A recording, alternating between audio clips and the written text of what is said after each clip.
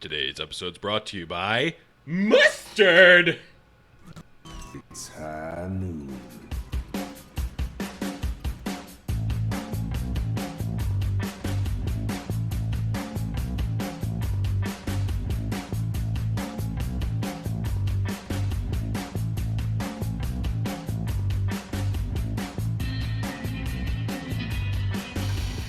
Hello, everyone, and welcome to High Noon Podcast, the competitive Overwatch podcast. I'm your host, the blah, blah, blah, blah, blah, blah. I'm your host, the Blevins. Man, I forgot my own name. tongue twister, tongue-tied, the Blevins.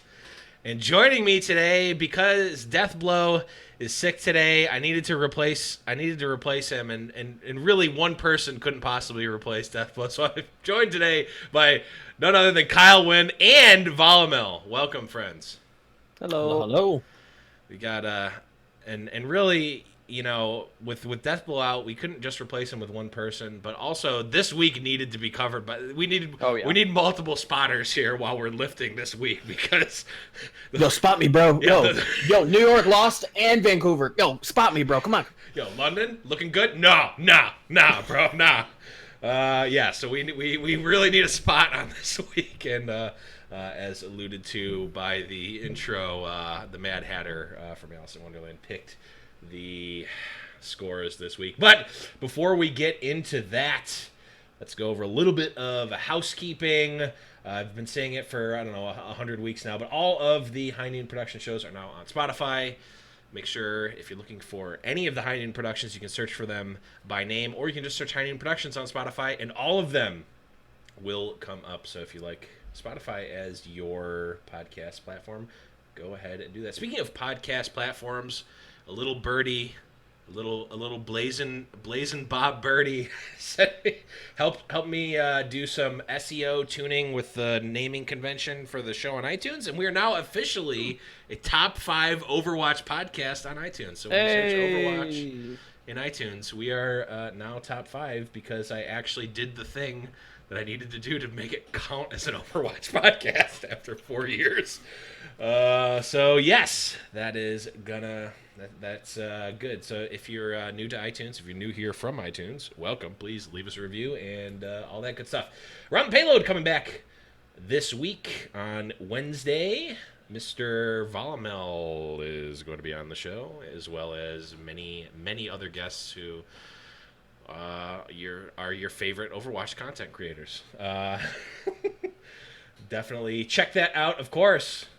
As always, we have one of the hosts here, but the Blackwatch Report. Kyle, anything big and exciting for Blackwatch Report coming up this week? We've got the fantastic playoffs preview episode coming up tomorrow, so we're going to be taking a look at what happened in EU and figuring out what's going to happen in NA with a lot of big changes. We've got all the new 2-2-2 lock stuff coming in for all of the contenders teams now in playoffs. So, all bets are off. Yeah, and after this week, I think just all bets are off on everything, everywhere. The sky is falling, the world is crumbling. Who knows what's going to be happening? And of course, last but certainly not least, we've got Foul Play, Fantasy Overwatch League play. If you are watching or if you're participating in Fantasy Overwatch, whether it's the new daily format that's come out, the Overwatch League picks, or just the normal High Noon Pick'ems. Fantasy, make sure you're checking out Foul Play. Definitely want to do that. But let's wrap up the housekeeping and talk a little bit about what we did this week. Kyle, we'll start with you. Anything fun and exciting happened for you this week? I've officially joined the flood of Overwatch content creators and have become a TFT player now as well. So yeah. I think I was the last one holding out from joining the floods of us. But now my wife and I have been playing the heck out of it together. It's nice. Like a great kind of communication builder game. We're like arguing, like, no, you want the Volabear, go for the okay. So now we've been doing that. It's been fun. Also, it's called Volamel. You can't call it anything but Volamel. It's not Volamel. It's Volamel. Volleyball. Speaking of Volamel, you have anything fun and exciting happen for you this week? Fun and exciting. Or noteworthy, or... Out of the ordinary? How about in the ordinary? Anything in the ordinary happened for you this week? I ate. I slept. That's Nice. Did you have any I good sat pizza? here. Did you have any good pizza this week? No. I had a nice omelet though. I will say. Ooh. Shout out to some local diner around here. Had a banging omelet. Hash browns well done. If you don't get them well done, you are hiding the bodies, as they say. Wait, Chengdu won, so that was cool. Oh, Hold what? on. We're going to What talk in about the bodies? What in the world does that even mean? You know what? You gotta have some texture. You don't want mushy. If you don't cook your hash browns all the way, you might as well just get mashed potatoes. Let's face it. Come on, guys. You're cereal. You're actively killing. You're serial killers. Like, where are the bodies? Where are the bodies? I'm gonna go. You're hiding. Agree with you there. You're hiding them. I'm They're kind somewhere of in your backyard. I'm kind of. You gotta have some texture with your Can breakfast. we take away points? This is HTTP. Can we take away points? All I'm saying is that for those of you who are playing the High Noon Podcast bingo game, the Volamel getting his hash browns well done and not undercooked, you can check that square. Yeah, you might as well just burn them. You know, just burn them. Okay, well, that's that was my week. Hey, you know? That was the highlight of my week. I got my hash browns cooked correctly. Hey, you know what? The last time I got food advice on a High Noon Podcast show, it was from Tucker Roberts, who told me to get my Crunchwrap Supremes with the jalapeno sauce instead of sour cream, and that was the most CEO move I've ever heard, and it's the most delicious thing. Your life will be opened. Has he been working on that Taco Bell sponsorship for like a year and a half now? I don't know, waiting but for it to come together. If me tweeting at him in the Philadelphia Fusion and Taco Bell every week doesn't help, I don't know what will. So, I mean, they're out there, you know. Taco Bell's got the weird Destiny plugs and their weird box thing. I mean, it could happen. Official snack food of the Overwatch League. Taco Bell has done promotions with Overwatch. Like, there you go. See, they've already got corporate ties. Let's Tucker. Let's go. Make it happen. Oh yeah, you can't.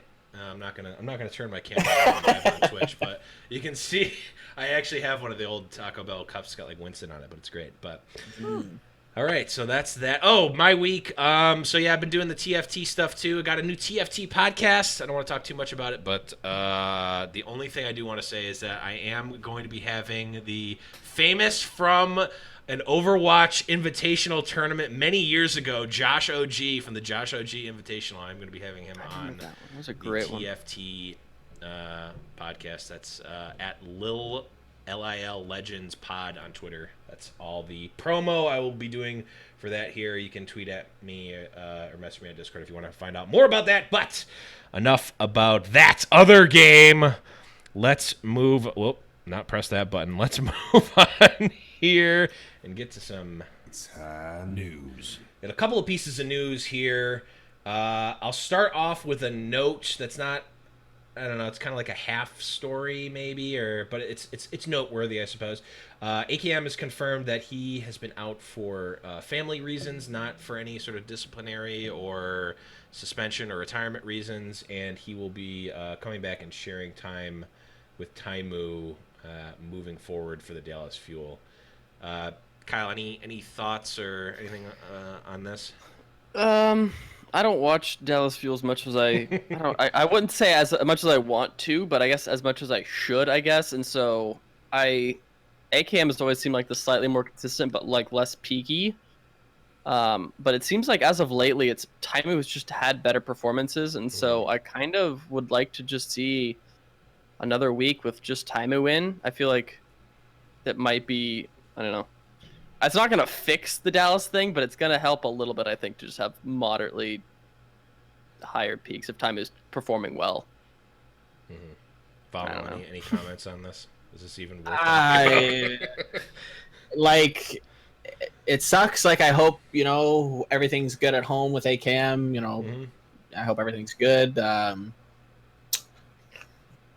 Yeah. Just hope everything's solid. Yeah, no, me too. Best of luck to Dallas this stage.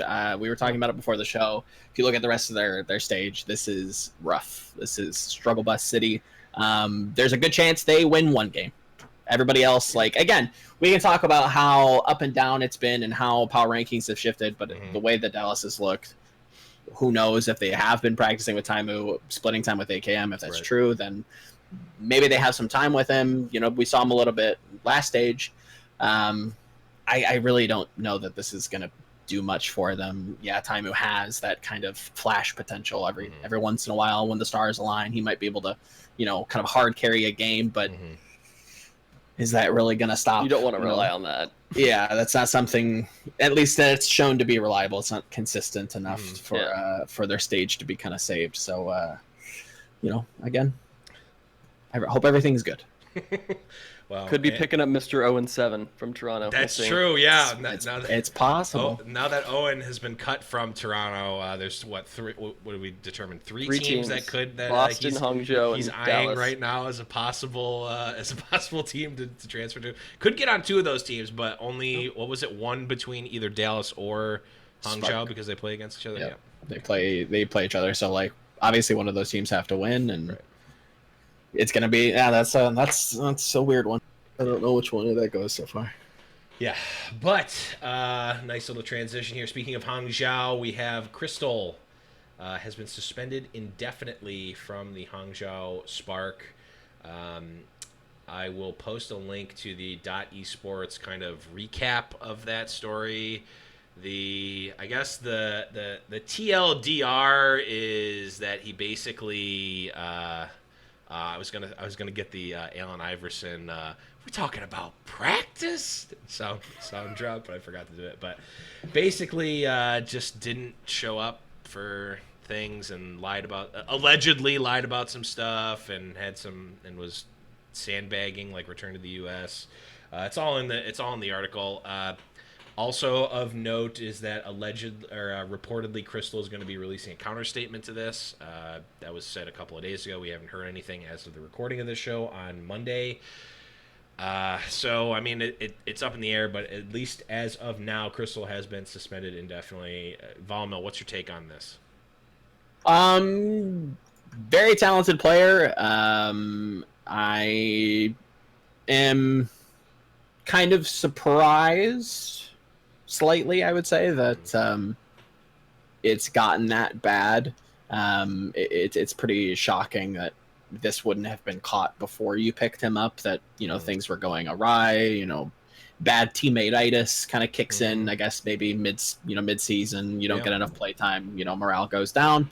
What was kind of interesting to me because I just hear about it. Okay, cool, whatever. You're suspending him. Awesome. So I didn't really look at the full translation, but in that .esports article, they actually talk about 3 teams that actually passed on him. I think it was Justice, Charge, and Boston. I think all passed on him when he asked to be traded elsewhere for whatever reason, whether it be playtime or what have you. They all said no, which I thought was pretty not suspicious, but speaks to the validity of things. Yeah.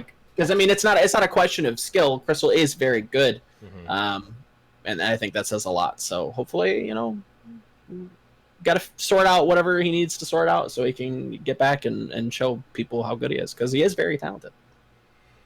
Yeah, Kyle, do you have a take on this one?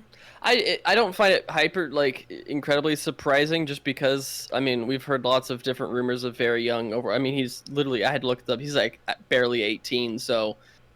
I mean, it doesn't surprise me that this might be a thing that has happened. If this is 100% true, then it doesn't very much surprise me that a 18-year-old kid would kind of do some unprofessional things to see a girl and hang out with his girlfriend, stuff like that, or wouldn't come to. I mean, what I do find interesting is that, as you mentioned, Volamel, it's weird that this is kind of just now being a thing. I think there's definitely some possibly questionable team management things coming from Hangzhou because I mean they noted that there's issues preseason coming. I think they went to China to practice for a little bit and he was still weird about that. And then when it came to US, he didn't get the right visa and wasn't being super helpful or professional with that.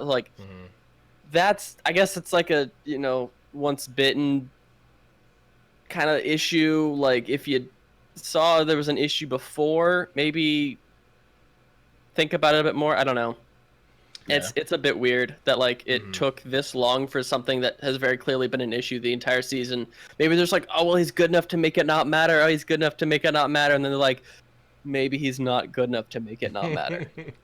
Well, at the end of the day, it doesn't matter how good you are on paper. It matters how good you are on stage. And if you're not showing up and being on in stage, the country it to doesn't be matter. on stage. Right. And on the one hand, I wonder, like, I kind of echo what you said, Kyle, of like, yeah, this kid is like an 18-year-old and like can be irresponsible, which makes me think like if I'm a, some sort of shareholder, maybe not like a literal shareholder, but like I have some sort of vested interest in the team and the organization. Maybe I'd be a little more on top of the 18-year-old employees I have that are a main source of my income and my brand. Maybe I would be on top of that a little bit. So I don't think, regardless of if everything in the article is true, it's still not 100%. I mean, Crystal's part is 100% his fault, but the entire thing is not 100% his fault. Like, Right. some of the culpability has to be on the team.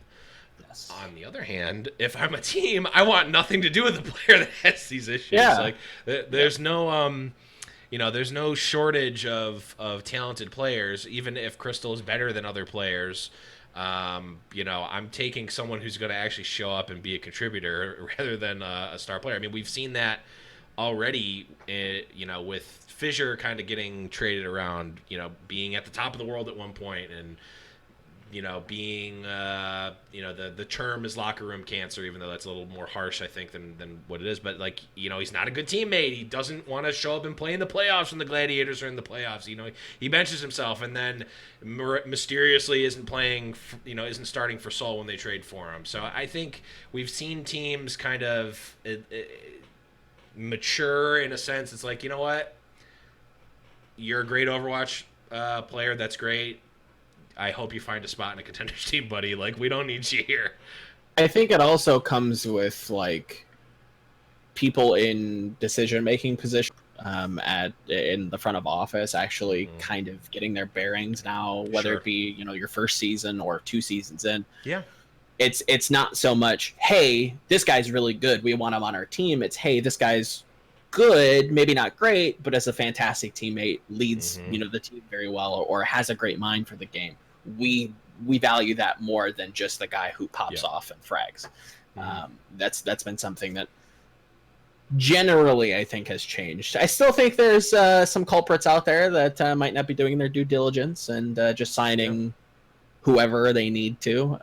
But I think generally, as Overwatch and Overwatch League progresses, more of these people that were, let's face it, thrust into these positions now kind of are understanding, okay, this is what we're looking for, this is what we want, this is what the team identity is going to be moving forward. So yeah, I think generally it's a step in the right direction to kind of, unfortunately, weed those people out.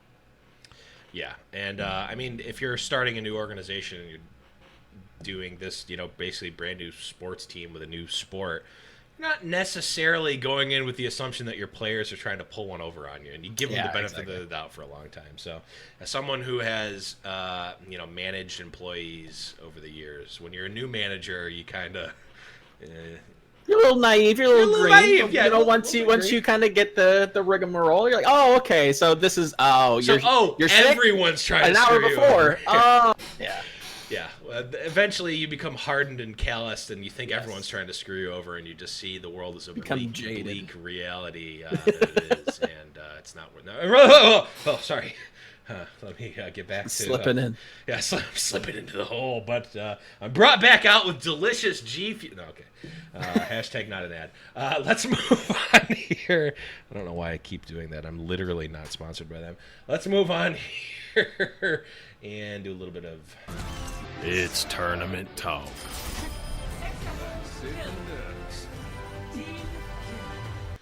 Boy, oh boy, do we have some doozies that happened this past week. Let's start off on Thursday with the London Spitfire defeating the Guangzhou Charge 3-1. The Washington Justice winning 3-2 over the Florida Mayhem, and the Toronto Defiant finally cutting Mr. 0-7 by beating the Shanghai Dragons 2-1. And rounding out the night, we had the Seoul Dynasty beating the Los Angeles Valiant 3-2. On Friday, we had NYXL win 3-1 over the Paris Eternal, Philadelphia Fusion win 3-1 over the Houston Outlaws, and the Los Angeles Gladiators winning 3-2 over Chengdu.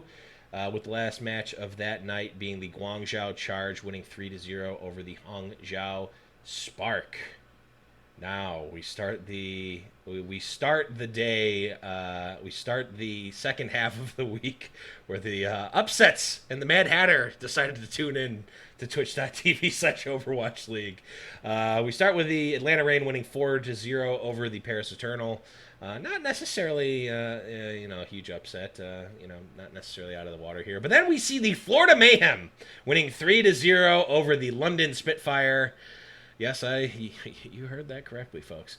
We had the Los Angeles Valiant winning 3-1 over the Dallas Fuel. Okay.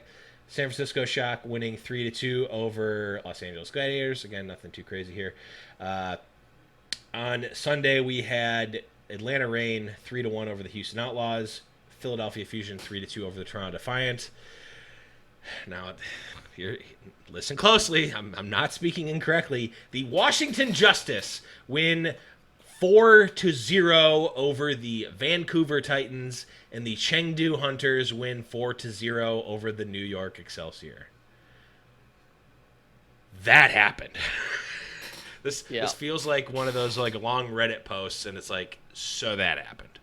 I mean, let's just where to start? Yeah, where to start? What's the biggest upset here? We saw Florida beat London. We see Justice crush Vancouver, and Chengdu maybe not crush, but defeat convincingly the New York Excelsior. So real quick, I want to talk about this weird, interesting mini storyline thing that you get from Toronto versus Shanghai. I don't know if this has been talked about before, but there's this weird thing where the team that goes, wins the previous stage and loses to the team that went 0-7 that same stage in the next stage. And so that happened with Valiant and Toronto. It happened with Shock and whoever beat them last stage as well. And then it happened with Toronto and Shanghai this time as well, because Toronto went 0-7 in stage 3 and then beat Houston the winners. And Shock, yeah. Yes, it was Houston, yeah. And so that's just a weird, like, really specific, like, it takes a lot of variables to have that happen, but it's happened consistently, which is just super fascinating. I wanted to talk about. Yeah, that's almost like that. That's like the untold story of Overwatch League Season 2. It's like Ripley's Believe It or Not. It's like pseudoscience, kind of true. A little bit of the dark arts involved, and they don't talk about it on the broadcast. This is, if I have any proof that Overwatch League is secretly being run by like reptilian overlords and everything is already pre-written out and there's nothing actually comes out to, on the stage, it's already been pre-decided. It's this right here. It's just an odd, fascinating thing. And then as well as the storyline of, I think it was Ding and DM talking about how they think Toronto's going to be the easiest match of the stage and then losing to them. That's always nice. I love those. Oh yeah, the dream crush, like the no sir, you do not get to pass go. You talk smack. Oh, you're gonna get crushed. But Volamel, which one of these is the biggest upset? I mean, Florida coming out of nowhere, Justice coming out of nowhere, or Chengdu coming out of nowhere. That wasn't okay. That wasn't. So let's kind of break these down. So first we have the Mayhem versus the Spitfire. As much as London looked good this stage, and we have a little bit more comfort with Gesture playing the Orisa and their history playing with that composition and finding a lot of value with these halts, which again I think is very important this stage. At the end of the day, they're still London. Sometimes they just throw. True. I'm still not willing to trust Florida yet. But out of the 3 upsets, does this surprise me? Yes. Is it the most surprising? No. Go ahead. I think it definitely is not one of the most surprising. I definitely agree that definitely don't think that now Florida is like, oh, Florida's turned it around. Like, I don't want that. Wait, I shouldn't be saying that. No, you should not start betting all of your money on Florida for next week. You don't need to give bare hands the keys to every Overwatch League team and say build all of the rosters, please, good sir. Yeah. It definitely. It seems to me like London lost the first map, and then they kind of like I've heard this rumor, and I don't know if it's 100% sure, but it seems pretty compelling. Is that they are a very mentally driven team, and yeah, very emotional. And I've faced this in my own games. Is when you think you need to win, or you think that you should be winning, is the time when you will lose the most, and just get inside your own head. You're like, how are we losing to this team? Because they didn't maybe respect them going in. They didn't like treat them as a worthy opponent, and because of that, that's like the perfect opportunity to sneak out a pretty big upset. But I definitely won't say this is the worst. You will hear which one I think is absolutely the biggest upset. I mean, when you've got nothing to lose, I've said it on the show before. You play loosey goosey. You're doing weird things. You don't care. You can take those risks. If they don't pay off, okay, we can't be super dead last place. We can't be 21st place instead of 20th. It doesn't matter. You know, they're already out of playoffs. There's no redeeming. Exactly. So like. Great, and this is kind of the narrative that we're seeing now. It's like, oh dang, like if everything is just going to be Bizarro Overwatch, it's fantastic to see these teams do good, and it's really cool, but it doesn't matter, sadly. You know, especially if we're going to see some of these top teams actually just make the massive climb up to being one of the best teams. It just won't matter because they're out of playoff contention. So it won't matter for them, but it does matter for the teams that they're playing against. We can see Dream Crush scenarios. We can see seeding changes. I mean, this all matters to the other team. It doesn't matter. It doesn't necessarily matter for the Florida Mayhem. I mean, it does. It matters. It matters to the fans because we won't see a really potentially good team actually compete for the title because they tanked 75% of their season. So it's pretty messy. I mean, to be fair, look at the Mayhem's roster. You know, obvious one is looking at Saya player. This is kind of where he's going to shine. If he was going to shine, here's his meta. You know, we've got a little bit more McCree. We've got the Widowmaker now. I'm sure, you know, I think there's transitional skill between Widowmaker and Hanzo with the projectile speed increase. It feels a little bit more hit scanning at mid range. So I think you're going to see him kind of really shine and become, you know, in a way, a Corey for the Florida Mayhem. He just needs, you know, a little bit of time to find those picks, and you know that's kind of what we saw. A little bit more support, maybe. There's still not quite figuring out how to best enable that. Like, I want to use this loosely, like their carry DPS, but like you've been playing too much TFT, Kyle. True. They're putting the Rage Blade on Saya player. They're gonna give all of the items. But I mean, okay, so Florida London, definitely an upset and definitely a surprise. Yes, but not the biggest one. Definitely not. So who will? I guess we'll start with you, Volamel. What's your second biggest one? No, second. We'll go second, and we'll see if you agree, Kyle. So I guess if I had to rank them, I didn't expect Chengdu to lose. I actually predicted Chengdu to win. So that was not obvious, but I didn't expect that to be any different. Not big on New York right now. I think they're at a weird analogy with Vancouver, where they're playing kind of two sides of one coin, where one of them, their style should work, but they don't have the people to use, like the manpower, the correct like hero pools to flex. And then on the other side, they have the right hero pool, or at least theoretically they would, but they're not using them. But their style should match. So New York, their style should match. They want to play slow. They want to play methodical. They want to play this kind of slow push, war of attrition. We've seen them play that in GOATs, and it's been fantastic, but they haven't really hit the mark, and they're fielding weird people on weird heroes, and it just doesn't feel right. And then you've got Vancouver, who kind of don't have the same style, but have players that should be able to play these heroes. Like, what's going on with Stitch? Why is Hooray again? I've heard good things in scrims, but their style just doesn't seem to match up. But they should have the pieces, and so it's this weird mixture. So I think Chengdu is probably the lowest on that list, followed by the London upset to Florida, and then most surprising, obviously, I think I'd be surprised if there's anything else, is the Vancouver Washington game. That one was shocking, to be completely frank. Yeah. 4-0 with that level of dominance. And this wasn't just a 4-0 like, oh, it was close, like Vancouver. No. This was clinical. Like Vancouver has from this game, I wouldn't say they have no idea, but in this game they had no idea what to do. I think Stratus played incredibly well. Obviously, hats off to Corey. Had some insanely flashy plays, but I think the star here was Stratus. Stratus set up a ton of plays, blocked a ton of stuff with walls. Gorgeous control with May. Like you just like look like, oh, if we had a May wall here and then it just appears, like, well, dang. Or he's blocking hooks, like fantastic. Like this meta maybe just might be where they shine. And if we were going to have a stage playoffs, they might even be stage playoff contenders with this kind of performance. I mean, and how much shifts we're seeing for the number one spot right now. Just within the stage. Yeah, Just to clarify for the viewers. Yes. Yeah. If there was a fourth stage playoff, which also to clarify doesn't matter because there is no stage playoff. Because exactly. Yeah.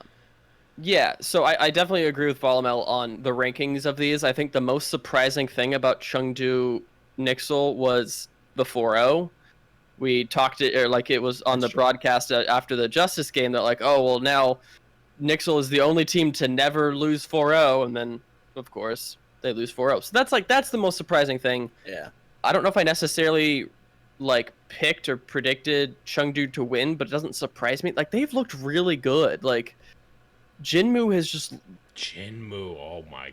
Just, he's always been pretty good, but he just seems to be just kind of working his way up the ladder. Like, he was at a nice high level. He's kind of just working his way up and getting better and better and better, and the team is working more at enabling him and setting him up for good plays.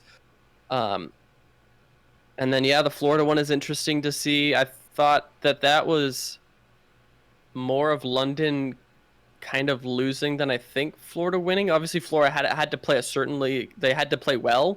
Like, they had to play good Overwatch to be able to take advantage of that. But I don't think that was necessarily this, they had their number like Justice did to Vancouver. And that was something I really wanted to talk about, is that, they were spawn camping Vancouver on Havana at the end. Like, that was there was a lot of that. Like, I think there was a full hold on Hollywood as well. Maybe. I mean, it was pretty close constantly, even on Volskaya and Hollywood as well. Every time Vancouver approached, I mean, the broadcast talked about it with London to kind of reference the Florida Mayhem London game. It took them almost 3 minutes and 50 seconds to actually score the first kill, London, that is, on Volskaya. Very similar things are happening with Vancouver. They're approaching so slow, which enables Corey to just go, okay, I'm just going to go over here and take this space and flank you and find a pick. So now you have to be, reset again, waste more of your time. And I think it was on Volskaya B and it was on Hollywood A. Every time they would approach, they would do it really slow and it would burn either Hoxal's ice block or the Reaper shift. And then you've got the enemy Hanzo coming over, finding a pick, resetting. It just, this slow push without any kind of coverage it's not going to work. And they don't know what else to do.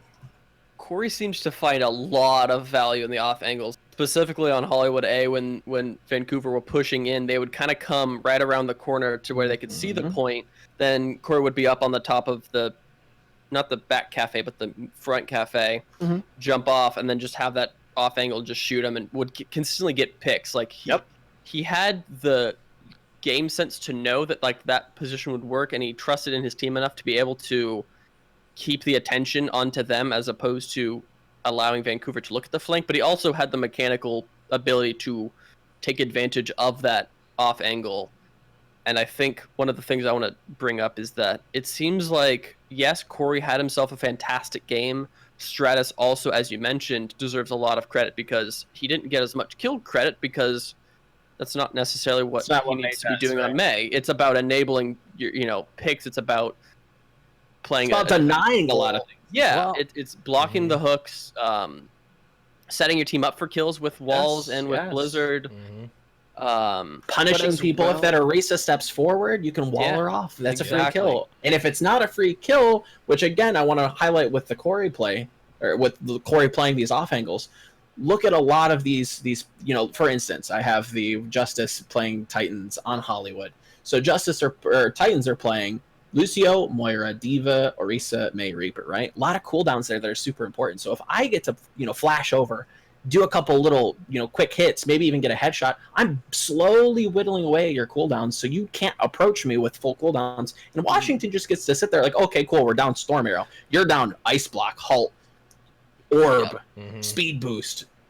How are you gonna approach me? Now they have to step back even farther. So it's almost as much, they're getting value without actually killing anybody. Yeah, and I think it's Moneyball. The Moneyball Overwatch Overwatch also deserves a bit of credit. I think Arc has been consistently improving. I think that Sansam and Yanis were definitely improving and have shown that. Like, one of the things I want to say is that, like, you can't. I think TMP asked us about like whether or not the supports and tanks of Justice have improved. I'm like, I don't think, even if Core was playing at the same level, I don't think that the rest of Justice could feed and they would be able to win this. You just cannot, like, the flooded deadlift is not that easy to do. Like, you can't actually do that.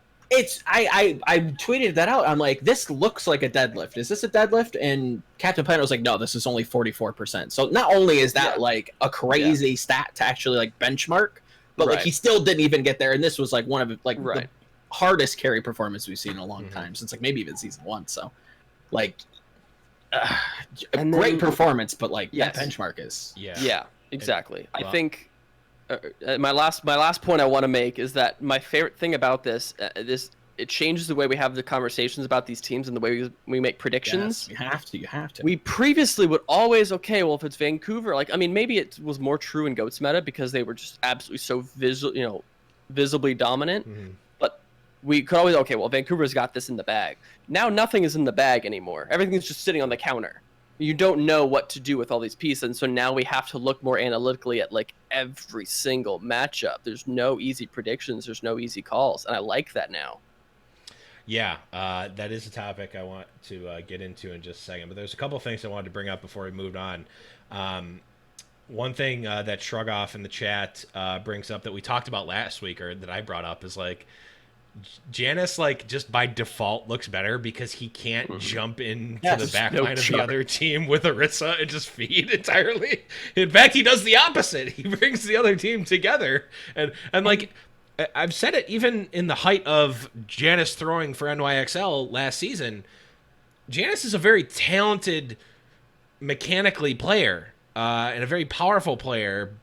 But NYXL did not at all facilitate that for him last season, and even Justice the early parts of this season, just it's hard to keep that Winston alive when he's 500 meters away and he's in the back line of the other team and he's just jumping right in. Having played that Winston myself and also played the healer trying to keep that Winston alive, very hard to do. But Janus, like, you see a lot of these kills, he's finishing off the last bits of these kills with the Orisa. He's getting the good pulls, he's getting getting a good DPS with the Orisa and is not able to feed. And as much as I harp and joke about Janus, like, very talented player, and this really kind of seems to facilitate him more. I want to ask this question. We don't need to go too deep into it, but how different do you think this entire season is in terms of optics for teams, how the teams end up playing out? If this week that happened this week was the very first week of the Overwatch League for Season 2, how different would the opinion of Runaway and, obviously Vancouver have been? How different would NYXL be? Oh, they're still sandbagging this season. Oh, Runaway, they can't make it in the Overwatch League. Washington Justice, a team made of misfits. They came out of nowhere. Like, how different would this season be if this was Week 1, Stage 1? Justice has got to be like an early front runner because this was like dominant. And if this is Week 1, Stage 1, and you got Corey putting out 44% of his team's kills, like, is he like the most famous? Is he like the darling of Overwatch League? He might as well be. This Jake guy is great and all, but Corey. Yeah. He might just be the face of Intel and doing T-Mobile ads here and there. Yeah. It would be as it would be possibly more undisputable of an MVP if Corey was at this level. I mean, even like the last couple of weeks, he's been pretty good as well. He's been showing up. Like if Stage 4 Corey was all of Overwatch League season Corey, it would be probably the easiest MVP award and also Rookie of the Year award to give out. Yeah. Easier, I think, than Jonak because you still had Carpe last year, who was like pretty close behind in terms of like people's agreement. I mean, there were other Fissure as well. Fissure as well, but and you couldn't even really call anybody a rookie. I mean, even this year, I feel weird calling like new teams and new, like you've got like what somewhat. What do we have? 8 new teams. It's like how much is playing really longer than a lot of these players alive? You know. Yeah, I think we're that's multiple years away from being able to like genuinely call someone feels a comfortably rookie, to call it a rookie. Yeah. I think though that this kind of does exemplify like my initial kind of hesitation. Like I loved having this big change, but the timing of it feels weird because like we saw last year and like we've all kind of talked about, like we all kind of knew that this would happen, that it would clearly change the way that the game was played. The first 3 stages of Overwatch League last year, it was one very clear way, and then Stage 4 was like vastly different, and that felt weird. It made the playoffs feel a bit weird because like I thought, okay, well, New York the best team like the whole time. Where are they? They didn't adapt quickly. Vancouver, same thing. They didn't adapt quite as quickly. They didn't figure it out, and these kind of hyper inconsistent teams are now kind of able to ride this wave a little bit easier because they just caught it at the right time. So that's kind of frustrating for our ability to like look at the game and for fans to be able to like, okay, who's good or like where does this team sit? Well, that begs the question of with this new change, did the Overwatch League go too far with this change? I had to get it in there. Well, tiny applause for that. I thought about that today, and I'm like, I'm saying this. I don't care. You got to market that. Episode title right there. Yeah, there you go. I mean, did we go too far is an amazing, genius episode title. But I mean, we see this every time there's a meta change. This one happens to be extremely big and also very volatile in terms of the teams that are doing well. But we see the competitive integrity question. We see the couldn't they just wait till this? Couldn't they? I mean, I'm still kind of torn on both ends here. But Volamel, is it too much? Should we have waited till like World Cup to test this out next season? I think it was always good for the game, and with their weird kind of half stance on how they want to try and keep everything streamlined and mimicking each other, so everybody feels like we're playing the same game, and it drives people to go to play the game and buy the skins and support the teams, yada yada yada, chain effect, whatever. With how the meta was shifting at the end of Stage 3, I start to question if we really needed it.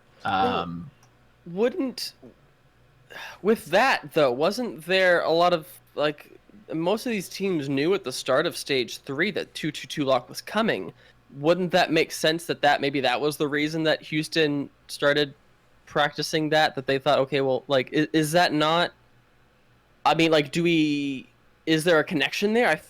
I don't want to be super tinfoil hat on this, but like I feel like that could have been part of the reason we saw this meta changing to more DPS-centric comps away from GOATs. It seems, to quote Joe Rogan, like it's entirely possible, but like I don't know. Yes, he coined that phrase. Yes, of course. It certainly is entirely possible that teams decided to take Stage 3 and use it as an experimentation ground, especially teams that weren't really doing all that great at GOATs. Yeah, but then I look at Shanghai and I look at Chengdu and I look at Atlanta, another team that has been toying around with DPS comps the entire season and has found mixed bag of results. But I think maybe some teams possibly were looking at it that way. Other teams, I think genuinely, Shanghai, great example. That team, that KDP core comes from a team that did kind of lean on specific comfort heroes with Ding's Pharah back in the GOATS meta and contenders.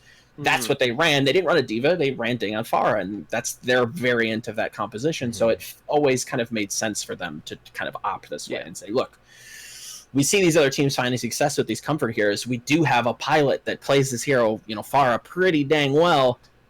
Why don't we just put him on it and try to facilitate him as best we can? Turns out it works pretty good. I think once people see that, they go, oh, dang, I think we could probably do the same maybe with this hero on this map. I still think a lot of it is a GOATS. I think people were starting to kind of come around to GOATS, and they've started to kind of understand it. Is it kind of two sumo wrestlers just running into each other a lot of time for the casual viewer? 100%, but I think the meta was shaping out, especially on Control, to be a little bit more DPS-centric, so that you got a nice mixture of both. I think it does. I definitely think that, like, the issue comes with the pairing up of the casual game that most people are playing versus the Overwatch League viewable product. I think that it was definitely great for the game to have 222 implemented so early. Like, not so early, but like implemented sooner rather than September, like late September when it's announced, and then probably wouldn't come into play until like December, maybe even January almost. Like, that would be an issue with the game. Like, their player base would probably go down. You'd be losing lots of players. Now they have very likely just thousands and thousands and thousands more players, and so they needed to do that for the game. But you also need that to match up with Overwatch League. But Overwatch League didn't really 100% need it as much, but they needed to like stay paired up. And I think part of that issue comes with the fact that with this Overwatch League season, it was like the best teams were the teams that had the best GOATS play and best GOATS mechanics. So why would it not be that the top teams in the playoffs wouldn't be playing GOATS? Like, if this is the GOATS season, why are we not still playing GOATS? Because it just seems like it's the whole package, and then if the advertising on the package is an entirely different thing, it just seems a little bit odd in that aspect. Like, it felt weird last year. I feel like it feels weird this year again. I would love for 2020 season to just be like, I don't care if it's one meta the whole season. I don't care if it's like that, as long as it kind of is not. I get why this season maybe might not have been the quintessential let's just stick it through, because again, GOATS is met with that sigh, like, do we have to, Dad? Like, I already cut the grass. It's boring, or I don't want to do it anymore. I don't care if it's, fun and intricate and I don't care. I want to see people shooting people and, DPS things. Like, I get it.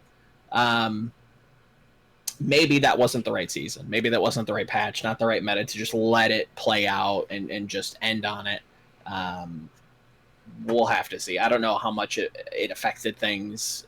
And maybe we won't ever know, to be completely honest. I think that's a lot of just league stats, and I don't know. Just I think the perception was not good, and at the end of the day, that's very important for the league itself. Like the perception drives reality at this point. Right. The competitive integrity portion, like aspect of the league, is only one, and I would argue relatively small piece of the pie in terms of the success of Overwatch League, at least now. Like, when you think of it, like, okay, if you're looking to, if Overwatch League content creators and podcasters were the main demographic that were driving the revenue for Overwatch League, okay, you know what? They probably keep everything as competitively they keep the competitive integrity as high as possible. But when you need to get Disney XD viewers and ESPN viewers and whatnot, they don't care. They're used to the corruption of FIFA and the NFL and the NBA. It's all rigged. Oh, I want to see Reaper because I play Reaper in my gold games. The FBI's calling. Like, all that stuff. Like, there's no, like, scheduling and like selling tickets and jerseys and popcorn. Those are the things that keep the league in business. It's not us being able to say, well, actually, they played a best of 37. Lucio actually flanked here, and that's what you'd be focusing on. The finals are a best of 37. Yeah. Nobody wants. I mean, to be fair, we can talk about season 1 finals and how that was just an absolute mess in terms of just formatting and scheduling. Like the weird. I don't hate like the best of 3 of best of 5s, but like playing one game one day and then like finishing it the next day was just like, wow, cool. London's gonna win. I'll see you guys tomorrow, I guess. Yeah. Maybe hungover. I don't know. Like. And to be fair, like Disney XD viewers are super important, but it's also super important to see, like, show the investors that their community is actually receptive to whatever they invested in. Because if the investors only see, "Wow, I don't like goats, boo," it's like, well, guys, can we like maybe change this? And Blizzard's like, we've been trying, we've just been chucking spaghetti at the wall, and this thing won't die. All right, let's just flip the table on it. Kill the now goat. It's dead. Yeah, and maybe they're happy now. I don't like. It's all behind the scenes stuff. Yeah. I will always believe that whatever the current meta is the worst meta, and whenever the last meta was always 100%. The best meta. Yes. And that, like, I know people who are like, oh my god, May Reaper is 90,000 times more boring to watch than Goats. I'm like, really? Oh man. I don't know, man. Like, Goats was boring to watch at times after like the the 8th month, as was 222 Tracer Genji dive, as was original Beyblade, as was double orb meta with 2 Zens in the like it was all. Back in my day. It gets like it'll always just get stale for people, and no one will ever like what they have. Every meta. There's no point in balancing anything because no one will ever be happy. Yeah, and it's true. In every game of every meta, people will always, oh, well, I'm not even going to make obscure Magic references, but everyone hates whatever the meta deck is, and then they remember it fondly. It's because that's how human psychology works, and that's, unfortunately, that's important for the investors because they need to hone that psychology to get people to buy tickets and popcorn and all the stuff that we talked about. But why do you think we're remaking movies? Why do you think the Lion King, not live action, just a very realistic animation movie, huh? All the people that thought I was going to say live action, take that. That's why that movie got made and probably made its money back tenfold. But where are we on time? I don't want to go too much more into that. We're going to move and shift into the matches this week. But we could talk for another hour and a half on 222 and this week and the meta, but that's going to be it for now. Let's move on here and talk about the matches that are going on this week, where our predictions, man. This is the tough part. This is the real tough part. First off, we start off with the 2 teams that got upset last week. We got the London Spitfire versus the Vancouver Titans. Kyle, we'll get both of your calls, and if there's a disagreement, then I'll come in as the pseudo coin and make the pick. Kyle, who do you got here? I don't feel very confident about this one, but I wouldn't feel confident about the other option either. I picked Vancouver 3-1. I think that I don't like it. I'm going with my gut because my eyes have not been able to tell me anything about the 2 teams. Like, both of them lost to teams they probably shouldn't have lost to. I think that Justice look better than Florida does, and so I'm using our favorite pal, the Transitive Property, to kind of lead me to this. Transitive Property got thrown right in the blender this season, buddy. I just don't even know, like it. I basically picked Vancouver because I couldn't find a good reason to pick London, I guess. Fair. That's the best I can give you. So anyone who wants to tell me that's an awful prediction or it's like an awful I don't think it's awful reasoning behind it, I don't know. It's just, I don't know. I think Vancouver really does look lost in London. While they lost to the Florida Mayhem, they at least have the people and hero pools available to play what looks like the meta compositions, and they can play it well, just sometimes they don't. Is this one of those times? We'll have to wait and see what the coin flip looks before the match. I still have this London 3-1. I think that so far so good with them. Yeah, they lost to Florida. That's their weird throw fluky game. Again, with Kyle here, it is very hard to pick either one, but I think that London has at least some foundational value, whereas this Justice loss, or this Justice victory over the Titans, looked clinical and was not pretty. Yeah. And the one... I think... Oh, go ahead. Go ahead. I was just going to say the one thing that Vancouver has from last week is a lot of room to improve. They got nowhere to go but up, right? But and I mean, to be fair to the Vancouver pick, like they did improve when they lost to the Valiant. You know, they immediately swapped to Sombra and looked fantastic with it. Can they do that with a whole entirely new meta composition? I know that, you know, there is a lot of nuance to changing one hero, but we're changing 6 in this case. So I don't know. We'll have to see. This seems to me that like Washington very clearly knew a particular way to take advantage of Vancouver, and they kind of just proceeded to do that the entire time. I think I have a decent amount of faith in the Titans coaching staff and the ability to, okay, here's what they clearly took advantage of us on, and here's how they punished it. If we do a couple of things like this a bit better, we might be able to completely close up that vulnerability. You know, I think that, yeah, that's part of my reasoning, I suppose, as well. Yeah, I'm going to wrap this one up with, I also was torn on this one. I think just the eye test made me think London was a little bit better than Vancouver here. But you've also got the, like, Vancouver, we've, like you mentioned, Volamel, Vancouver has shown time and time again that they can go from a loss or a close match and then turn it around, like, on a dime. Can they figure out this brand new meta and do that? That's what we're going to see. But that's the question. Yep, I'm leaning towards London here. I have him 3-2, but who knows? Moving on here, and we'll kind of go a little bit quicker through the rest of these for time. But we've got Paris Eternal versus Philadelphia Fusion. We'll start with you here, Volamel. I've got Philly here. This is kind of a morale thing again, fairly close in terms of like which team is slightly ahead here. I think Toronto is kind of coming on an upswing, referencing Philadelphia's last match. Okay, so that kind of in this match.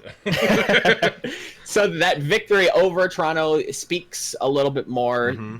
To me, that means that they're coming in with a little bit higher morale. Yes, you know, these are completely different days, but you know that stuff can linger with you and can kind of create demons for you and kind of be little tilt wagons that you have to kind of dodge, little explosive barrels, mental explosive barrels. I think Philadelphia is dodging that. I think Paris has a lot of those little explosive barrels coming in, you know, getting forward by Atlanta pretty convincingly as well, just kind of getting slapped around by Erster. That's rough. They started the season looking okay. I don't know if they're necessarily keeping up. I don't know that they have the personnel. I think Philly's really starting to come into their own, letting EQO and Carpe do what they do best and just kill people and play these off angles. I think they're a little bit better suited to the meta, so I'm going to go with Philadelphia. 3-1? 3-2. Kyle, what do you got? Yeah. I'm going with Paris here. I think both teams are pretty inconsistent. I think Philly is maybe even more inconsistent, and Paris, although they have a worse record, have shown some pretty good looks. There's a lot of dependencies on this as well. Like, is Soon having a good game because he's gotten a lot more inconsistent lately. Mm-hmm. Carpe as well is super inconsistent, and so I'm essentially just betting that the stars are going to align for Soon and not for Carpe, because it seems to be a big driving force in these two teams. Is just, is it a good day? Yeah. Is it a bad day? Mm-hmm. Like, and this will kind of come up for the next team as well that we talk about. Yeah, we're gonna have in order to pick this one, you have to open up your window, and if you smell baguettes, pick Paris. If you smell cheesesteak, you got to pick Philly here. And I opened my window when I was making these picks, and I smelled baguettes. It was delicious. I'm leaning towards Paris here. Again, I think as well as with the London-Vancouver match, I think this is very close. I do agree with you, Kyle. It's going to be, I mean, are we going to see, Shadowburn and Soon pop off, or are we going to see Carpe EQO pop off. Both we've obviously seen in the past. I think Paris seems like they've had it a little bit more recently, but you can never really count Philly out against anyone at any time. So I know that's a roundabout way of saying I don't know, but I'm picking Paris here for the sake of the picks. Next up, we've got the Toronto Defiant, who recently cut 0-7, versus the Florida Mayhem here. Kyle, who do you got? I have Toronto for this 3-1. I think that if we're talking about inconsistent hit scan DPS players, well, Logix is kind of probably the poster boy for that, but I think he, out of most of these, seems to have the highest peaks. And what was the last game versus Shanghai? Obviously he did have a FAR constantly flying around to be able to shoot out of the sky, but he just looked next level otherworldly on McCree. And so I think that was part of the reason, as well as I think Gods is playing really good Diva and Hog at the same time. He's got lots of opportunities there. They seem to have their main tank situation a bit more figured out. They kind of started with Sherrick and then went back to Yakupong, and now it seems like they're back on Sherrick. It seems to be working out pretty well for them. So I'm gonna go with Toronto here, 3-1. Similarly, I think 3-1 is the scoreline. I think Toronto fits a lot of pieces. Look at these compositions. Look at a lot of the comfort heroes for these players. Gods has been around for a long time. Seems to have a really good grasp on the meta. Another thing to kind of keep in mind, slightly off topic, but not. Look at the teams that we're saying do well. Did they play stage playoffs in stage 3? No. So they have this kind of a weak head start on a lot of these playoff teams, and it's showing. So I think Toronto is well equipped to deal with the 2-2-2 in the current bunker-esque meta. I think they're going to do well. I'm not ready to bet on Florida just yet, but I will be paying attention. I think this will be a really good close matchup. Obviously, my heart is with Toronto, and I'm also going to give them the W here. Notably, they've been looking more improved this stage with the addition of some coaching staff as well. So I think that extra week, as well as some of the coaching staff improvements, have really tied that one together for them. Next up, we've got the Guangzhou Charge versus the Seoul Dynasty. Kyle, who do you got? I have Seoul 3-2 here. I think it's going to be relatively close. I'm honestly partially tempted to flip this, honestly, because I think that Nero and Happy have really looked really strong here. I'm gonna do it. I'm switching the map 5. After looking at it and kind of talking about it a little bit more, it seems more likely that Guangzhou. I still think it'll go to 5, so I'm gonna go ahead and give Charge here the 3-2. I think this will be. I think people will be caught up, especially folks that can't spend a ton of time watching these games. They're going to see this 3-1 for Charge, and they're going to be like, oh, yeah, Seoul was pretty competitive. I think Seoul, they're, control's a coin flip for me. You might be able to win control. How many games this season have you guys watched where a team looks, pretty okay at control, they win, and then they completely throw the next 3 games, right? Lot. It's the least almost predictive game mode. Toronto match. 100%, Houston match too. It's so swingy. So, I think Seoul, at any given day, 4-0s are very difficult to come by. Mm-hmm. Seoul might be able to take control, and then I think it's going Charge. You've got Happy. You've got Nero. Eileen, great for this meta as well. This team is stacked, and they look good doing it, too. So, I think that they're going to convincingly beat Seoul on the next 3 maps. I like it. Kyle got the flip. I got the flip. Let's go Guangzhou down the board. Moving on, we've got the Boston Uprising versus the Washington Justice. And is there much to talk about here? We saw Washington beat Vancouver.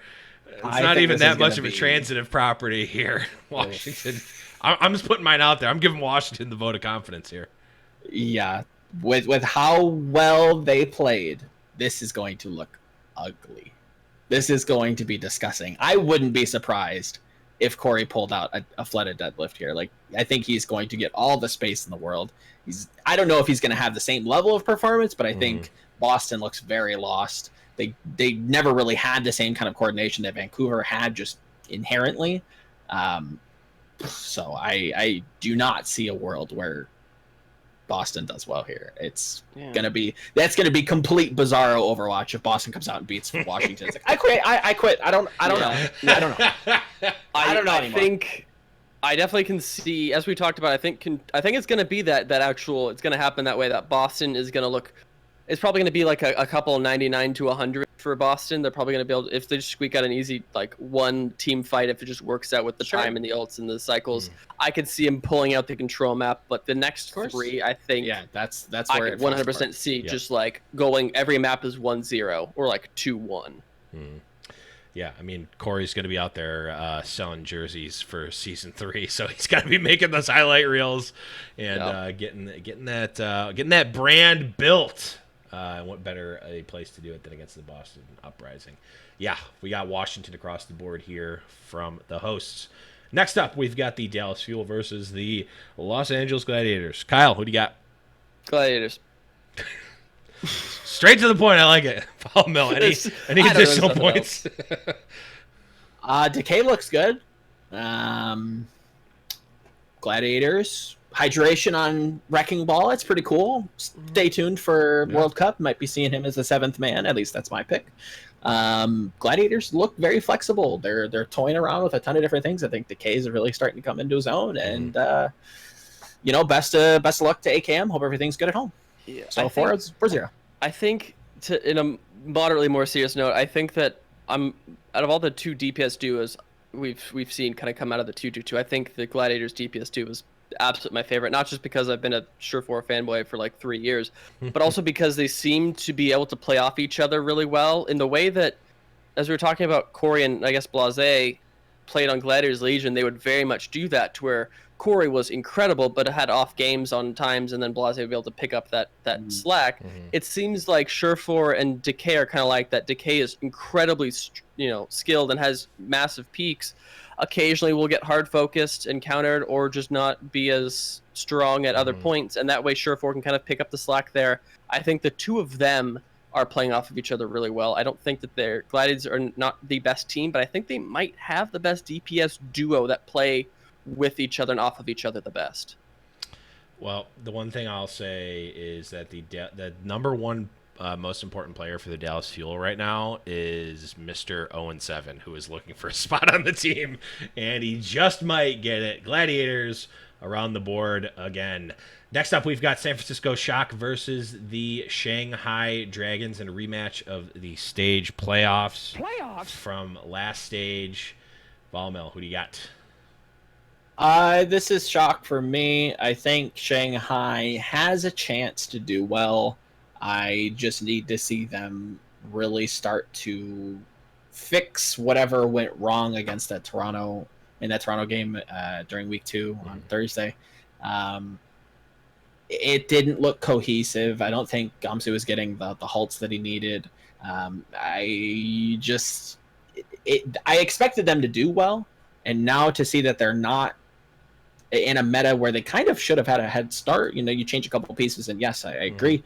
There's a lot of nuance to that, but to see them kind of fall to teams that they probably shouldn't have with that kind of head start, I think is not a good sign for the future. So I think San Francisco and their Baptiste ahead of the game plays, got Architect back in the lineup. I think they're going to do well. Yeah, I think that it definitely seems like Shock is... They didn't even have that long of a time to kind of figure things out. It seems like they kind of were able to make the transition playing almost an entirely different roster. You're seeing more roster. Yeah. And I think that they were able to make that switch pretty quickly with very little downtime, and it seems like they're now kind of comfortable with that. They also seem to be making good swaps. We occasionally will see a different DPS come in, and you're like, why would they do that? It just feels wrong. It feels like they really damaged the synergy that the other line had. But I don't see that with a Shock. It seems like if they want to bring in Sinatra to play Tracer a bunch, it works. Or Doomfist. And or Doomfist, yeah, exactly. Doomfist is really, really strong. Mm-hmm. I think that the coaching staff has really shown to know when the best time to bring in these swaps are, and everyone on this roster seems to be flexible enough to be able to switch to whatever need be to make this happen. Yeah, I mean, at the end of the day, San Francisco is still the same San Francisco we've seen. They have not fallen precipitously. Obviously, Shanghai Dragons really spiked in Stage 3, but like you said, Volamel, they kind of were ahead of the game, and then at least everyone else- theoretically, Right. they should be ahead of the game, and now they're not, or maybe something's not clicking. Maybe it clicks this week. I spoke to Mineral. A week makes a ton of difference in the Overwatch League, and having that practice definitely matters. Are we going to see Shanghai come out? I don't know. That's why I have to go with Shock, right? I know what I'm getting with Shock. I don't know what I'm getting with Shanghai, so the safe bet is Shock. Definitely. It certainly could be a flip for sure, especially if you're all talented players. Yeah, 100%. Anything, especially if you're looking for pick'em points, this might be a decent flip, depending on what the percentages are. Next up, we've got Hangzhou Spark versus NYXL. Is there any need for discussion here, or is this pretty straightforward? Yeah. I'm predicting a draw, but other than that, I don't know. Yeah, there might be a couple draws. NYXL just, I think again their style kind of fits much in the same way that we compared their GOAT style to New York of Stage 2, Stage 1. They play really slow, right? Yep. They're a slow team. They like to play slow. They fatigue you out, drawing back to Magic the Gathering. They'll mill you. Which makes sense in this meta, right? You've got really talented players. Put Libero on the Hanzo. I'm tired of seeing this kid not on his signature hero. Yeah. I didn't get to see it in Season 1. I want to see it this season. Stop putting him on Sombra. Yeah. He should be able to do well. That said, there's a chance that they just continue to play him on Sombra and they feed their brains out. I think I give Spark some Libero Hanzo, right? And then I want to see more. They put Flower on Sombra, I think. I'm still not feeling work, it's a but mess. It didn't work, but like it's a mess. Yeah. I hope that they learned from this last game that bringing Flower in for the map was not the pick. He had like one good moment. I have yet to see since World Cup 2017. 2016 didn't exist. That was all streamers and memes. Right. I have yet to see anything truly compelling, even from contenders on XL2, even on Nixel this year. I've yet to see anything compelling from him. For what it's worth, he has not had a super big chance. 100%. True. But, I mean, that doesn't mean that he would have done it if he had the chance. Though. He has had some chances, and then they're met with excuses of, how hard was he trying? It was on a team that he was never really going to play for. Right. It's excuse after excuse, and those excuses are kind of running out. I'm not going to go the Bren route and just call him washed, but no, maybe there's a reason we're not seeing him as much. I don't know. It's bizarre, and I'm leaning towards maybe he's just not as good as that one performance. Yeah. Maybe they signed him for a 3-year contract speculatively, and yikes. I don't know, but regardless, at the end of the day, we're all going with NYXL here with the win over Hangzhou. Moving on to Saturday, we've got the Houston Outlaws versus the London Spitfire, and I'm going to just interject here because I do think that we would be holding hands in support of London here, but I do need to stand up for my co-host who's not here today and pick the Houston Outlaws, even though he's in the chat right now. I don't know if he would actually pick the Houston Outlaws, but I'm picking Houston to win 3-2 here. They have a history of beating London, even though they broke that streak Here's the thing. We were talking about it in the pre-show. When Houston has no chance of winning and has no winning and has no real need to win. I mean, they do actually have a need to win, but they have no business winning. That's when they pull it out, right? Like they beat Shock last stage. They beat Shock last stage. I'm just calling it for the memes here. But I don't know. What do you guys actually think about this match? I think there's a slight chance that London, gets tails on their, coin toss, and maybe they lose, but I can't. it's so hard for me to just like go into it and say like, oh well, maybe they'll lose. Like I wouldn't be super bullish on this London Houston game going London way, but from what we've seen so far in week 1, week 2, for the most part was solid. That Florida game, we'll have to see if that was an anomaly. I have a feeling it was. A lot of comfort heroes again. I think that they're doing very well. Houston again, pretty lackluster, which doesn't surprise me. Again, like internal stuff, this, that, the other thing, ownership changing. Like, what better I feel for to the shoot better themselves in the foot? Yeah, when it like, matters the absolute most. it's an absolute mess. I wish them nothing but the best for 2020 because nobody wants bad teams. Yeah. And I just don't see Houston really. I don't know. I kind of reveled in You like 0-40. you like bashing teams? I can't. It's not good for the league. Give me some competition. I don't want bye weeks. I don't want Shanghai playing twice in one day. You're like, I'm just gonna turn it off. I mean, I agree with you from that perspective, but from the I'm a fan of specific teams perspective, I don't care about the other teams. But I guess as someone who needs to create compelling content and talk about matches that are actually worth watching, I do want all the teams to be relatively close. Yeah, with all I have to say is with all this talk about the jokes about flowcharts with the current meta, I think that the flowchart for Houston is if it goes to map 5, lose if you're Houston. I think that like their numbers, just statistically speaking, their numbers for map 5s are not remotely great at all, and so I have this going to map 5, and if I have it going to map 5, it has to go to London. The anti-clutch mentality from Houston is so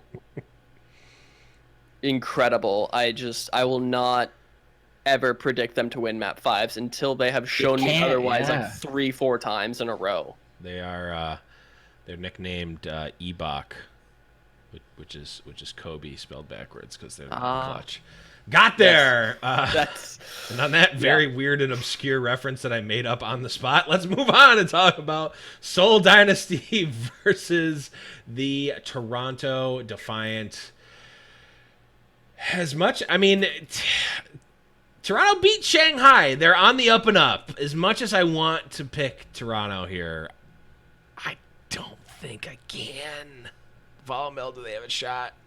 I think they have a very sizable chance to actually beat Seoul. I just don't. I'm not willing to push them over that edge. I think Seoul are a strong middle of the pack team, but that's about as far as they go. I think Toronto is on the up and up. I will give them that.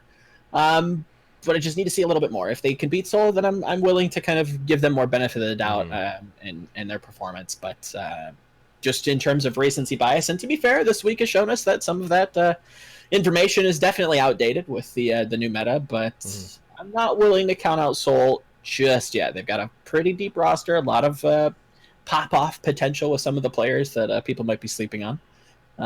So I'm going to give this Seoul 3-2. It'll go all 5 games. Toronto will look very competitive. There's a chance, I would say 60-40 Seoul, so there's a sizable chance that Toronto actually can come out here and win. Yeah, definitely. I think that Logix is shown to just have great peaks, and I think I would not be very surprised if this got flipped, but I think that just kind of if he settles back down to a nice comfortable level, then this is a Seoul 3-2.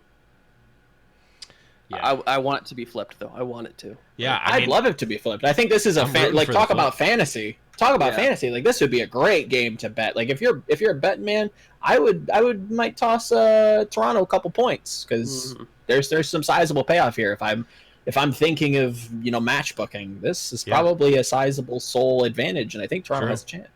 Yeah, this is definitely a good flip if you're looking for pick'em points or match booking or Philadelphia. Okay, next up we've got Florida Mayhem versus the LA Valiant. Kyle, who do you got? I got Valiant 3-1 here. I'm gonna not believe in Florida until they show me besides just kind of a one-off. I think if Florida wins this, then we reevaluate and okay, well, maybe they are a good team, but I don't think it's quite time to to make that change just yet. I think that Valiant, although not quite as good as they were, I think towards the end of last stage, they seem to be really, really coming together. I think they dropped a little bit, but I don't think they dropped that much to really lose to Florida. Yeah, same, very similar with me. I think this is going to be close because I'm not as high on Valiant. But I'm definitely not willing to put money on Florida just yet. I think Valiant are, they're competent. They have people that can pilot the certain heroes that they need to. Again, a very cohesive team. Not the cleanest, but I think they should be able to, I wouldn't say convincingly, but they should come out with a win here over Florida. I'll probably give them 3-2. Game 5 control. Last map. Valiant should be able to squeak this one out. I got one taste of Florida victory, and I'm taking the whole pie. Give me Florida here, 3-1. I'm going all in on Florida, except I'm picking them to lose earlier to Toronto. But maybe they learn, from that loss earlier. From that loss to Toronto, which Toronto's definitely going to get the win. Yes, exactly. Yeah. I'm all in on Florida, but not that all. But not yet. Not all of your chips, but just all of them. Yeah. No, I'm all in, but not, My house deed is still mine, Yeah. The keys stay in your pocket. I had my fingers crossed, so Last match on Saturday, we've got the Chengdu Hunters versus the Hangzhou Spark. I mean, I feel like this is kind of a tier difference here. We're not picking the team. I mean, we can go all transitive property here. We're not picking the team that Chengdu crushed in NYXL to beat Hangzhou. How are we going to pick Hangzhou to beat Chengdu, right? Any objections to that logic? Not really. Flawless to me. Any sort of notes on this one, or is this pretty... It seems like a tier difference to me in terms of teams. This should be a tier difference. To kind of fill some space, check out Captain Planet's power rankings, because if I remember correctly, his lazy ELO power rankings, if I remember correctly, Chengdu sits at around 5th in terms of ELO right now. So kind of interesting. So Spark, hope Gusha wins MVP. I don't know. It's struggle bus city with this team right now. It's not looking good. Yeah. I don't know why. I can't say specifically what is going wrong with the Spark. I want to figure it out. I need to watch more of the games to figure this out, but I don't know what isn't working. But all I know is that something isn't working, and it seems to be not the case at all for Chengdu. They seem to just kind of be gliding now and have figured out what they need to do and have the momentum to carry them through. So I'm even giving them the 4-0, just because I have very little faith in the Spark at this point. Yeah, I wouldn't be surprised to see the 4-0 either. Coming up on Sunday, we've got the Philadelphia Fusion versus the Vancouver Titans. As much as we saw Vancouver get dismantled by Washington, I am not predicting that to happen here. I've got Vancouver here with a 3-1 victory. Kyle, who do you got? I got them with the 4-0 here again. I think, like I said, I think that they can learn from their mistakes. They can see where that gaps in their armor are and know where to fill that in, and I think they can turn it around. To Kyle's point earlier when we were talking about Philly, I do agree that this team is very inconsistent. And again, to your point earlier as well with Vancouver, they do have a very good coaching staff. We have seen them flip things around. If they can't do it by now, the sirens need to be blaring. Yeah. Sadly, it's post the... it's much past the signing window, if I remember correctly. Yeah. So there's nothing really to be happening here. Again, morale's probably down is the lowest it's probably been on this team. Yep. So if they don't win here, things aren't looking good in Camp Vancouver. But I don't expect that to happen. I expect them to be able to find their footing, whether it be with a new hero, whether it be playing a different style that might not be optimal. Who knows what's optimal right now? Again, right. We saw Reaper. We're seeing more Hanzo now. So it might be changing week by week. I think Vancouver has a lot of intangibles to work with, so that's why I'm giving them the 3-1. I like it. Next up, we got Washington Justice versus the Houston Outlaws. Volamel, who do you got? Again, I don't... It's kind of clear to me. Houston, maybe take control. Maybe. It can't go to game 5 because we know what Houston does game 5s. Very what seemed to be emotional team. When kind of backed into a corner, they kind of fall apart. So if they are going to win, it needs to come out really fast, really early. But this is a Washington Justice team that looks phenomenal. It would be a shame if this team does this well in stage 4 and just can't make it to playoffs. They might just, if I could put Washington and flip them with somebody else's score and see that they're doing this good in stage 4, they might even be a dark horse going into like season playoffs. They're playing this good. Yeah. It's a shame to see them not be able to compete. So with all of that wrapping it up, I think Washington takes this with a pretty convincing 3-1, with Houston probably taking control. Kyle, who do you got? Yeah, I got Washington as well with the 3-2. I think that I can definitely see the first control going over to Houston. I can also see they seem to be doing pretty good at their assault maps as well as Houston. But I think when it comes to payload as well as that tiebreaker, I just have this going to Washington. That being said, it could 100% be a absolute smear 4-0.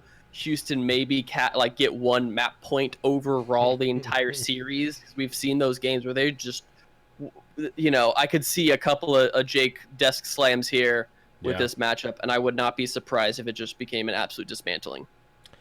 Yeah. Well, in memory of I'm flipping my phone with the Washington. I forgot. I just think back to that Corey performance, and I mean he's got to be out. He's out there selling jerseys for 2020. Yeah. He's got to build that brand. He's got to either sell Washington Justice jerseys or he's got to sell himself to be picked up. If Washington doesn't come out and have their own like glasses sponsor or something for Stratus at this point, like you're missing an opportunity. I don't know if you guys are under new management or what, but you're missing something because this kid and even in the post-match interviews, loving the glasses. So get out there. Where's the Gunner Optics? Shout out to all the 2008. Get them out there. Sponsor the Justice. I think Corey's coming hard for that Omen by HP sponsorship. He's just going to knock Jake out at every single opportunity to be the most marketable guy in Overwatch League.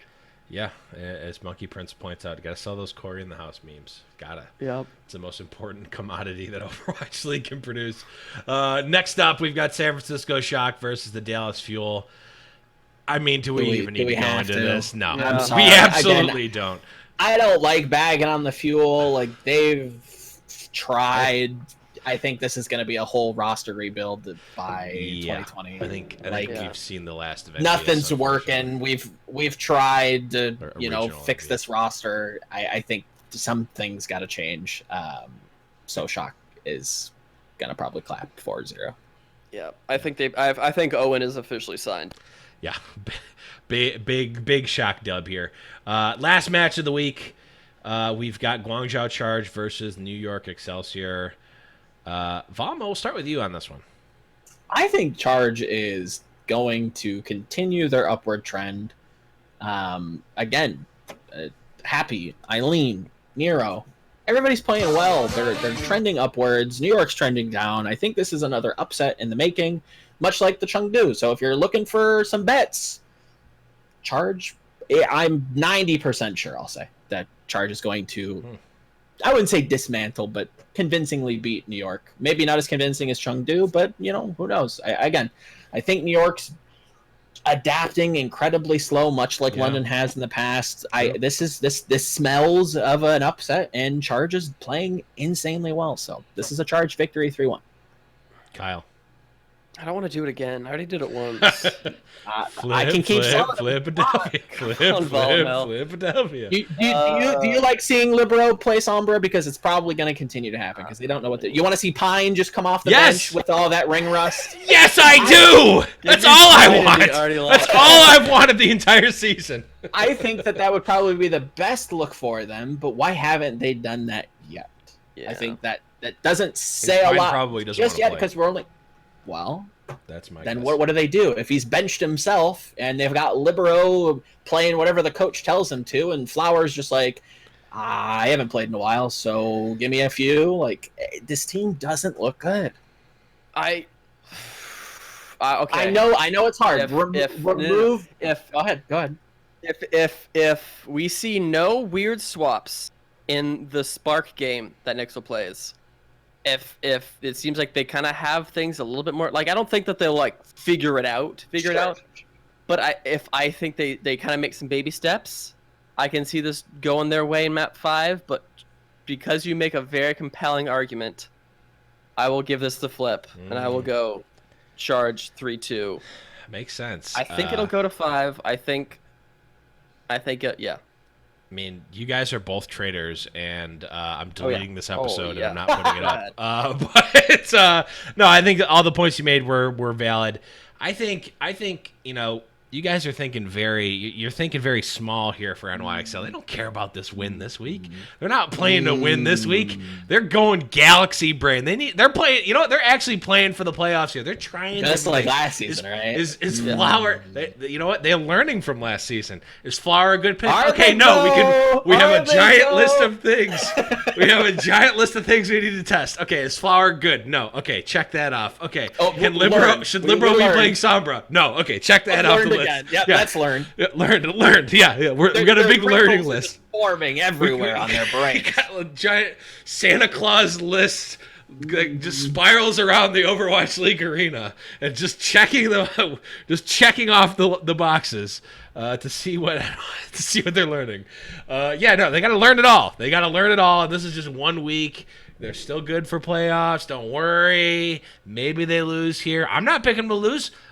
They're still NYXL. They're going to have to show me more weeks of playing poorly before I do that. But they'll do that in the playoffs. Then they'll blatantly fall apart. Hey, can we win the stage 2 play? Nope. Okay, learn that. And learn. Yes. Learned. Should we sandbag? No. Okay, learn. Beautiful. Learn. Yeah. See, they didn't have they're hearing it now. This is here NYXL. This is my gift to you. Make the learned list and just check off the stuff you learned. And then if you're like, oh, should we do this? Is it on the list? Okay, that's on the list. Okay, no. We shouldn't play Flower on the Sombra randomly when he hasn't played in 5 months. Okay, we learned that. We don't need to make that mistake again. We got this giant list of things that we're not supposed to do and just post it on the door of the front office of NYXL. They need really small font going like 7 different columns. I'm spiraling out of control here. Although you know what, Toronto's on the up right now, so I got something. At least you got one. At least you got one. Something to hold on to, and you know what? I can always look back on the regular season of season 1 fondly. Those are the days. At least Jonak has his skin, right? True. Cement. Can't take that away. But we can take away the end of this episode because that is going to be it. Thank you, everyone in the chat, for listening. Thank you, Kyle, and thank you, Volamel, for coming on. You guys are great. Kyle, we'll start with you. Where can we find you? What do you plug? All that stuff. You won around the payload. You can plug whatever you want. Whoa, yeah, I can. I got second crown. No, you can find me on Twitter at Kyle the Winner. You can find me occasionally streaming on Twitch whenever I have time. I'm now exclusively a TFT streamer because that's the only game I can have enough time to stream, I guess. And I'm usually hanging out with my wife so you can see us banter at each other. And then hang out in the Discord. If you're not in the Discord, join the freaking Discord, man. We have so many great conversations. We were talking today about how great it is that we have so many people from all over the literal planet talking and sharing our love over the game of Overwatch and the competitive scene, and it's just fantastic to be able to like get different opinions on the game and the world as a whole. And definitely, just if you're not in it, come hang out. I love chatting with people, love getting different opinions and seeing where people are coming in from and who their favorite teams are. It's just always great. Yes, you can find that Discord, discord.me/highnoonpodcast. Volamel, where can people find you? Find me on Twitter at Volamel. It's usually, I think that's the YouTube as well. That's been pretty dead. Maybe we'll fix that sooner or later. But yeah, just writing stuff, making weird tweets, predicting upsets, ranting about China, Chinese Overwatch. Should be an article coming to your eyeballs very soon, hopefully. And then a little bit later, T-minus an hour, I will be on with Blaze and Bob for his podcast. And then I'll be on a podcast tomorrow, which is my show. Well, my co-show with Tactical Crouch. And then I'll be back on, I think this is this channel, for Around the Payload. So, busy week for me. You're going to see a lot of my face. Making the rounds this week, Volamel. and you start off the gotta week. stay busy. Gotta stay Start busy. off the week right at the bottom here at High Noon Wow, Podcast. wow. Baited. But we do appreciate you coming on. It is always a pleasure. I like the 3-man show too. I kind of like it. Maybe we'll work that in. Maybe we'll work that in a little bit more. I think it mixes it up. It's always nice and fun. But guys, that is going to be it. Thank you everyone for watching. If you are listening, if you are new here in Twitch, I see a lot of people in the chat. New folks here. Hit that follow button. Really does help. If you're listening in podcast land and you want to listen and interact with us, we do pre-show. We talk to the chat, and every once in a while I have an eye on chat, so people bring up good points. I talk about it. But twitch.tv/High Noon Podcast, 7 p.m. Eastern Standard Time, around that time at least. On Mondays, that is when we record. You can find us on all the social media at High Noon Podcast, Spotify, YouTube, iTunes, all that good stuff. You can also support us financially if you'd like. Patreon.com/High Noon Podcast. Basically anywhere on the internet you can find us, High Noon Podcast. But that is going to be it. Thank you everyone for listening. For Volamel, for Kyle Wynn, I am the Blevins, and remember guys, it's High Noon. Got his boots and he put on his hat. Threw the coin away that same day. It's in his past and he's not looking back. He says, finding mine now, God's my way. He's not good, but he sure ain't bad. He'll make amends for the sins that he has. He says, I'll change the world one bullet at a time till I find mine. Okay, should we throw against random teams in the playoffs? Okay, no, check, learned. Should we actually try in stage 4? Yes. Okay, check, learn. This is gonna be. I'm posting the list on Twitter. It's gonna be Just a textbook. It's gonna. Just gotta. They're on chapter 1 still. They gotta keep going. There's like 12 of them. Yikes. It's a book. It's like the giant Encyclopedia Britannica page opens and the cover's still like 3 feet off the ground.